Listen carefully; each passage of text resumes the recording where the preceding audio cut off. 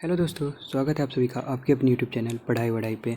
तो दोस्तों, जैसा कि आप सभी लोग जानते हैं कि हम सभी लोगों ने मिलकर टाटा ट्रेड अप्रेंटिस की पढ़ाई की शुरुआत कर चुके हैं और हम लोग जल्द से जल्द इसकी जो तैयारी उसको पूरा करेंगे और सारे चैप्टर्स के इंपॉर्टेंट पॉइंट को कवर करते चलेंगे। तो आज जो चैप्टर हम लोग पढ़ने जा रहे हैं उसका नाम है force and laws of motion. तो दोस्तों, अगर आप इस चैप्टर का ये जो पूरा PDF चाहते हैं तो आप इस वीडियो पर 10 लाइक्स करें और 5 सब्सक्राइबर्स पूरे करें। जैसे ही आप ये करेंगे उसके बाद मैं इस PDF का लिंक अपने वीडियो के डिस्क्रिप्शन में दे दूंगा, जिसके बाद आप उसे देख सकेंगे।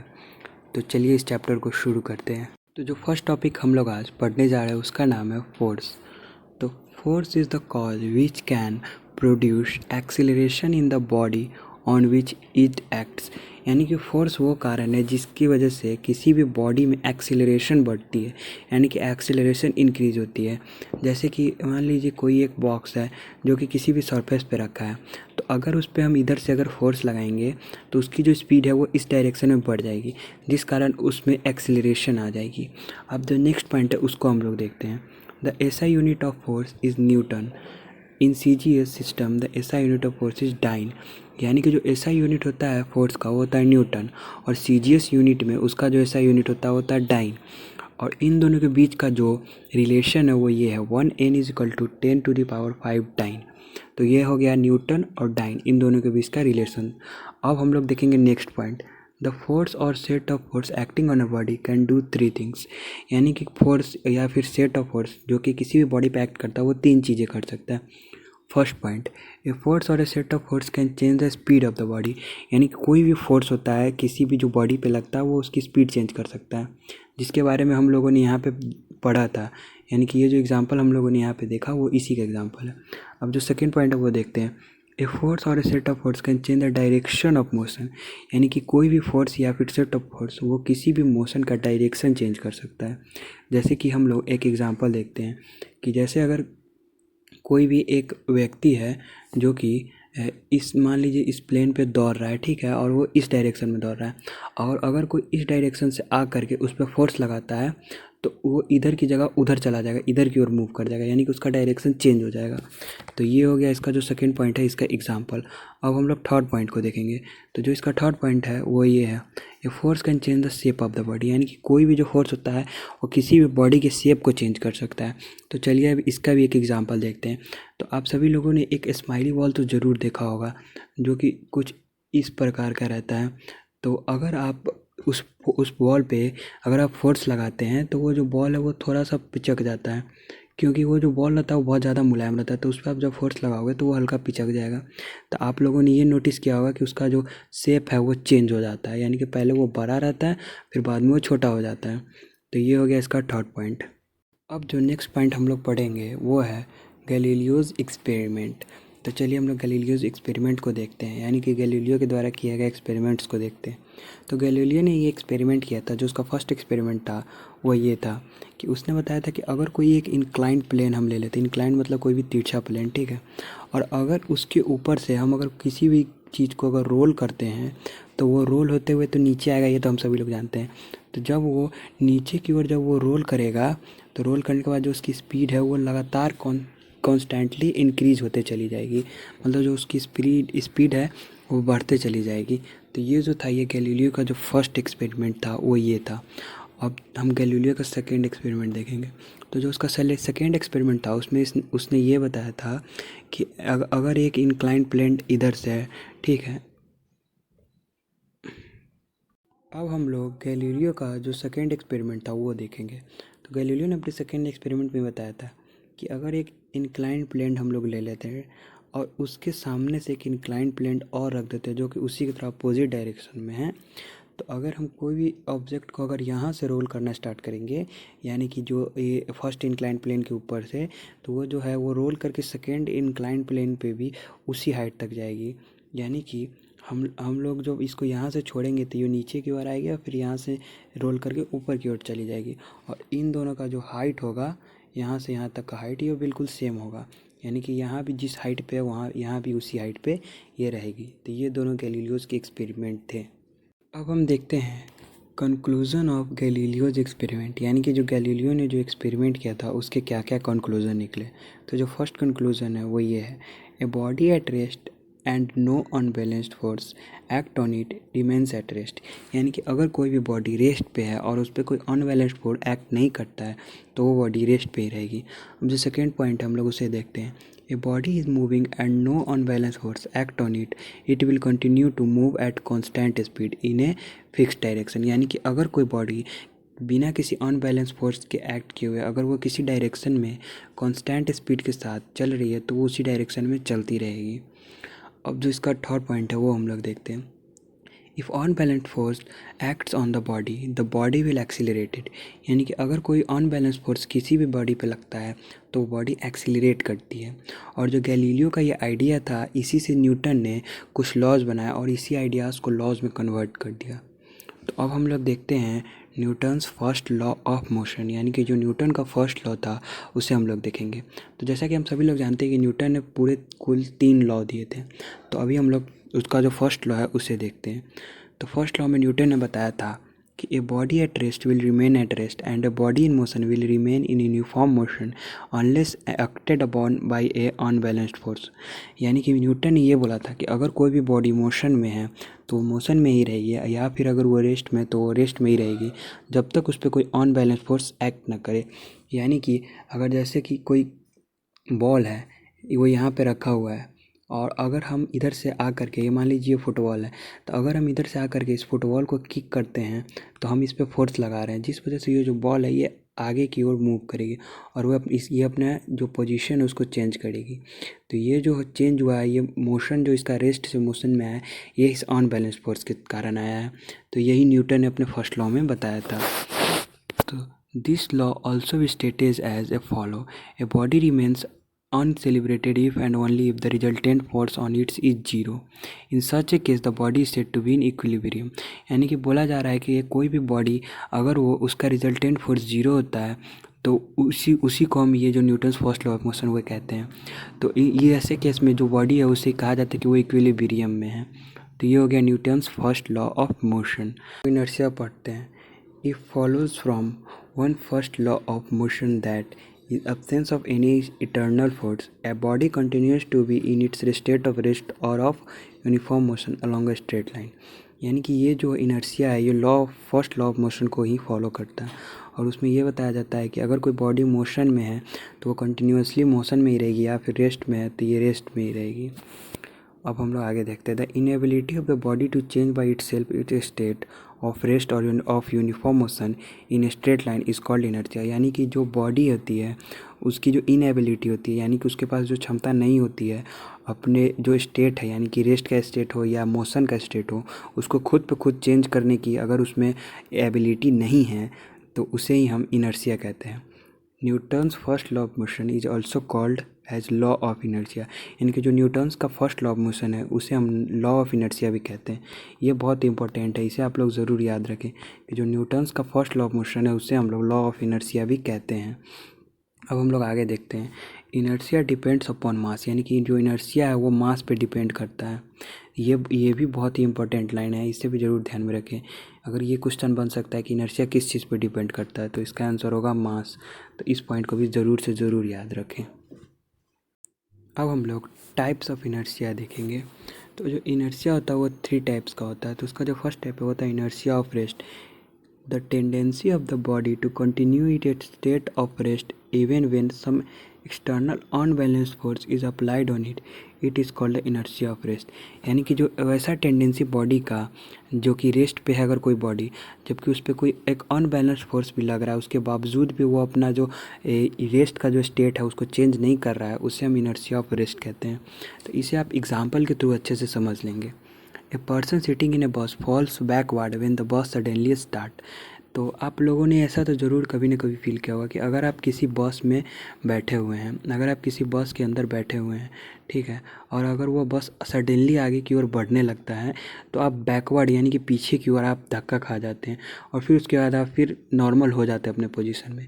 तो ये जो आप पीछे की ओर जाते हैं यही होता है इनर्शिया ऑफ रेस्ट। यानी कि आपका बॉडी जो रहता है वो रेस्ट पे रहता है, पर जो बस रहता है वो मोशन में चला जाता है, जिस कारण से आप अपने इनर्शिया ऑफ रेस्ट को बरकरार रखने के लिए आप पीछे की ओर चले जाते हो।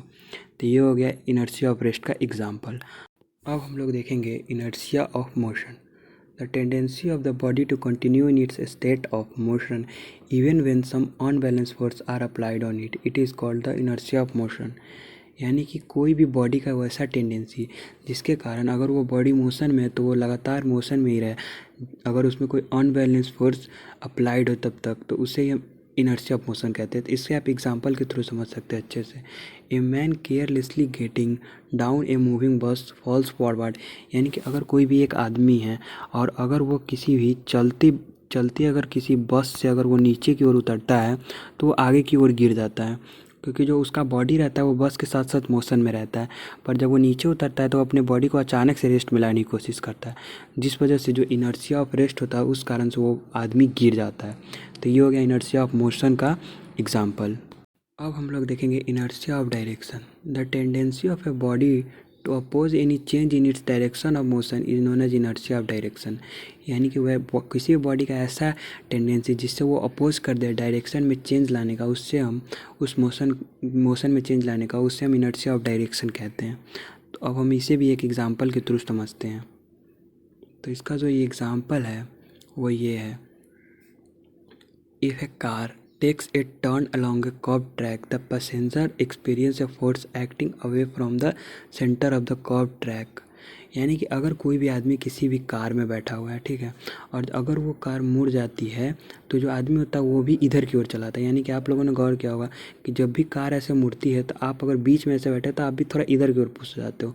तो ये जो है ये इनर्शिया ऑफ डायरेक्शन का है, क्योंकि आप स्ट्रेट लाइन में, यानी कि आपका जो डायरेक्शन वो सीधा रहता है, पर जब वो डायरेक्शन कार का चेंज करता है तो आपका भी डायरेक्शन इधर सीधा से इधर की ओर हल्का मुड़ टेढ़ा होता है, फिर इधर मुड़ करके फिर आप सीधे हो जाते हो। तो ये हो गया इनर्शिया ऑफ डायरेक्शन का एग्जाम्पल। अब अगला जो टॉपिक है वो है momentum. Momentum is the combined effect of mass and velocity of the body, यानी कि जो मोमेंटम होता है वो कंबाइंड इफेक्ट होता है मास एंड वेलोसिटी का। तो मैथमेटिकली हम मोमेंटम को कैसे दर्शाते हो, चलिए अब उसे देखते हैं। तो mathematically momentum of the body is defined as the product of mass and the velocity of the body, यानी कि जो मोमेंटम होता है और जो उसका मास होता है, उस मोमेंटम जो होता है वो प्रोडक्ट ऑफ उसका मास और वेलोसिटी दोनों का होता है। और इसे हम लोग कुछ इस प्रकार दर्शाते हैं, P is equal to M V. तो जो यहाँ पे P है वो मोमेंटम है और जो m है यानी कि मास, और v is equal to velocity. तो ये हो गया ये इसका ये फॉर्मूला। अब हम लोग देखते हैं आगे। Momentum is a vector quantity. Momentum जो होता है वो एक वेक्टर क्वांटिटी होता है and its direction is in its direction of velocity, यानी कि उसका जो डायरेक्शन होता है वो वेलोसिटी के डायरेक्शन में होता है। यानी कि अगर जो वेलोसिटी है वो अगर इस डायरेक्शन में यानी कि आगे की ओर है तो जो मोमेंटम होगा वो भी इसी डायरेक्शन में होगा, और अगर वेलोसिटी इधर की ओर है तो जो मोमेंटम वो भी इधर होगा, और अगर ऊपर की ओर है तो ऊपर होगा। यानी कि ये जो होता है वो वेलोसिटी पे फुल्ली डिपेंड करता है। अब आगे देखते हैं, unit of momentum is dyne into second. तो जो यूनिट होता है मोमेंटम का वो होता है डाइन इंटू सेकेंड, और CGS में जो उसका यूनिट होता है वो होता है न्यूटन इंटू सेकेंड। अब हम लोग Newton second law of motion पढ़ेंगे। The rate of change of momentum of a body is directly proportional to the applied unbalanced force, यानी कि जो rate of change of momentum होता है किसी भी बॉडी का वो डायरेक्टली प्रोपोर्शनल होता है अनबैलेंस फोर्स जो कि उस पर एक्ट करता है। यानी कि हम ये भी कह सकते हैं कि rate of change of momentum is directly proportional to force applied. With the help of Newton second law of motion we can find the equation of force, यानी कि जो न्यूटन का सेकेंड लॉ ऑफ मोशन होता है उससे हम लोग force का जो इक्वेशन होता है वो भी निकाल सकते हैं। तो अगर मान लीजिए बाई चांस अगर आपसे ये क्वेश्चन पूछा जाता है एग्ज़ाम में कि न्यूटन के कौन से लॉ की वजह से आप जो इक्वेशन ऑफ फोर्स उसको आप फाइंड कर सकते हैं, तो उसका आंसर होगा सेकेंड लॉ ऑफ मोशन। ये हो जाएगा उसका आंसर। अब आगे देखते हैं, तो equation of force F is equal to M A. जो इक्वेशन होता है फोर्स का वो होता है F is equal to M A, यानी कि F is equal to force, F मतलब फोर्स और M इंटू एम इज मतलब मास और A इंटू एक्सीलरेशन। ये होता है फोर्स का फॉर्मूला। इसे आप अच्छे से याद कर लें, F is equal to M into A, जहाँ पे आगे दिया हुआ है कि जहाँ पे वेयर F इज़ फोर्स, यानी ये फोर्स होता है, M मास होता है और A एक्सीलरेशन होता है। The magnitude of the resultant force acting on body is equal to the product of mass of the body and the acceleration produced. Direction of the force is same as that of direction of acceleration.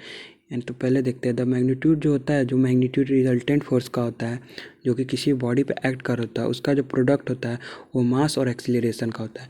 ये basically यही बात कर रहा है जो हम लोगों ने ऊपर पढ़ा था कि जो फोर्स होता है वो मास और एक्सीलरेशन इन दोनों का प्रोडक्ट होता है। अब आगे ये इसमें ये कहा जा रहा है कि जो डायरेक्शन होता है फोर्स का वो सेम होता है जो डायरेक्शन होता है एक्सीलरेशन का। तो अगर मान लीजिए एक्सेलरेशन इधर है तो फोर्स भी इधर होगा, अगर इधर है एक्सेलरेशन तो फोर्स इधर होगा, अगर इधर है तो इधर होगा। तो ये हो गया डायरेक्शन और एक्सेलरेशन के बीच का जो रिलेशन है वो। अब हम लोग पढ़ेंगे impulses of force. The product of the magnitude of a force applied on a body and the time on which it is applied is called impulse of the force. यानी कि जो इम्पल्स होता है ये प्रोडक्ट होता है, यानी magnitude of a force applied on a body, यानी कि जो भी मैग्नीट्यूड फोर्स का होता है जो किसी बॉडी पे अप्लाई होता है उसका और टाइम का। तो यानी कि इसका जो फॉर्मूला बनता है वो होता है ऐसा कुछ, I is equal to F T, यानी कि I मतलब इम्पल्स, F मतलब फोर्स और T मतलब टाइम, जो कि यहाँ पे दिया हुआ है। तो इस फॉर्मूले को भी आप लोग अच्छे से देख लें क्योंकि ये पूछा जा सकता है कि वो इम्पल्स का फॉर्मूला क्या होता है, यानी what is the formula of impulse. तो उसका आंसर ये होगा F इंटू टी, यानी फोर्स इंटू टाइम। द ऐसा unit of impulse is Newton second. जो ऐसा यूनिट होता है इम्पल्स का वो होता है न्यूटन सेकेंड। और CGS में जो उसका ये होता है ऐसा यूनिट होता है डाइन सेकेंड। तो ये हो गया इम्पल्स के बारे में। तो इम्पल्स का यूज़ जो हमारे डेली लाइफ में होता है वो होता है catching A ball by the cricketer, यानी कि जो भी क्रिकेटर अगर कोई भी बॉल को कैच करता है तो वो अपने हाथ को पीछे की ओर ले जाता है। तो ये जो एग्जांपल है ये इम्पल्स का एग्जांपल हो गया। अब हम लोग Newton's third law of motion देखेंगे। तो न्यूटन का जो थर्ड लॉ है वो ये कहता है to every action there is an equal and opposite reaction. तो इसमें ये कहा जाता है कि सारे एक्शंस के लिए इक्वल और अपोजिट रिएक्शन होता है। More over action and reaction acts on different body, यानी कि जो एक्शन और रिएक्शन होता है वो अलग अलग बॉडी पे एक्ट करता है। तो चलिए इसे एक एग्जांपल के थ्रू समझते हैं। स्विमिंग ऑफ अ मैन, यानी कि कोई भी मैन जब स्विम करता है उसका एग्जांपल ले लेते हैं। तो यानी कि अगर कोई मैन अगर वाटर में स्विम कर रहा है तो वो जो अपने हाथ से वाटर को पीछे की ओर धकेलता है, जिस वजह से जो वाटर है उसे आगे की ओर धकेलता है। तो ये जो है ये एक एग्जांपल होता है न्यूटन्स के थर्ड लॉ ऑफ मोशन का। और इसे हम अपने डेली लाइफ से भी समझ सकते हैं कि जब हम लोग ज़मीन पे चलते हैं तो हम लोग ज़मीन को पीछे की ओर धक्का देते हैं और जो ज़मीन है वो हमें इक्वल फोर्स के साथ आगे की ओर धक्का देता है, जिस वजह से हम लोग आगे बढ़ पाते हैं। तो ये हो गया Newton's third law of motion का एग्जाम्पल। अब हम लोग देखेंगे principle of conservation of linear momentum. If the force applied on the body is zero then its momentum will be conserved, यानी कि अगर कोई भी बॉडी पे जो फोर्स अप्लाई होता है वो जीरो होता है तो जो उसका मोमेंटम होता है वो कंजर्व हो जाता है। If any system the momentum of the object present in system are P1 P2 and P3 and external force on the system is zero then P1 P2 P1 plus P2 plus P3 plus dash dash dash is equal to constant. यानी कि अगर किसी भी system में अगर एक momentum जो लग रहा है उस बॉडी पे वो P1 P2 P3 ऐसे करके है तो उसको जब हम ऐड करेंगे तो वो एक कांस्टेंट मिल जाएगा। तो दोस्तों इसी के साथ जो ये चैप्टर है ये समाप्त होता है। मैंने इस चैप्टर के सारे इंपॉर्टेंट पॉइंट्स जो कि मुझे लगा कि इम्पोर्टेंट है उसे कवर कर दिया। तो अगर आप इस चैप्टर का जो फुल PDF चाहते हैं तो उसमें बहुत सारी चीज़ें आपको मिल जाएगी, यानी इस चैप्टर के बहुत ऐसे पॉइंट्स जो कि मैंने नहीं पढ़ा है लेस इंपॉर्टेंट समझ के वो भी आपको मिल जाएगा। तो अगर आप वो सभी चाहते हैं तो आप इस वीडियो पे 10 लाइक्स करें और हमारे चैनल को सब्सक्राइब ज़रूर करें। और अगर आप ऐसा करते हैं तो मैं इस जो PDF है उसका लिंक अपने इस वीडियो के डिस्क्रिप्शन में दे दूँगा, जिसके बाद आप इसे डाउनलोड करके देख सकते हो। तो दोस्तों इसी के साथ ये वीडियो समाप्त होती है। मिलते हैं अगले वीडियो में, तब तक के लिए बाय बाय, थैंक यू।